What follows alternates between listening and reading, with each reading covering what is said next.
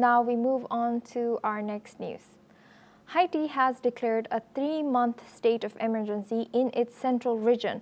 As gang violence continues to escalate, the measure will cover the West, Artibonite, and Center departments to combat insecurity and address a growing food crisis.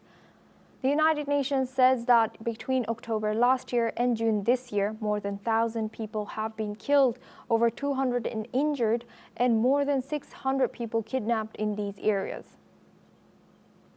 The violence has also displaced nearly 240,000 people. The government has appointed Andre Jonas Vladimir Parvaison as interim police chief, working alongside Kenyan officers deployed under a UN-backed mission. He replaced Normil Rameu, who faced criticism over his handling of this crisis.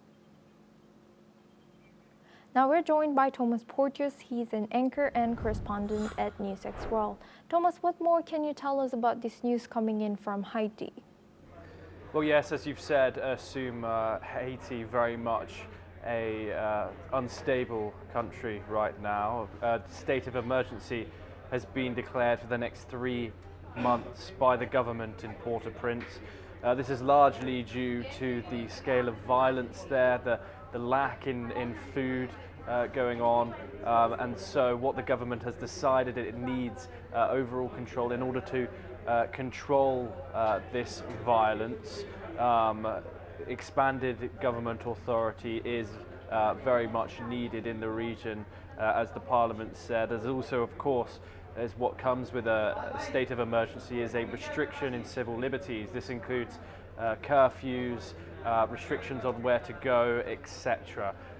This is in order to curb the gang violence, which is so rife in the country of Haiti right now, and we have been reporting on this for the last few months now, and the situation seems to be in fact getting worse in the region.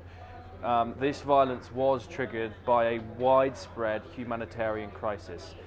A famine was officially declared in September of last year, 2024, and this has led to the rice production in the country, which Haiti does rely so much on in being scarce, and so people with less money in their pocket, they become more desperate, and violence has increased due to that. So the other thing about Haiti is there is a huge wealth disparity there.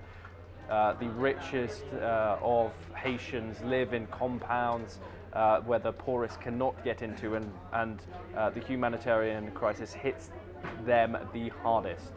And so we will, of course, bring you more updates, but a 3-month state of emergency now for Port-au-Prince and the rest of the Haitian state, and we will, of course, bring you all the updates that we can on this developing situation.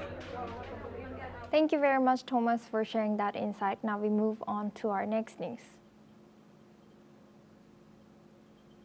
China wants the U.S. to ease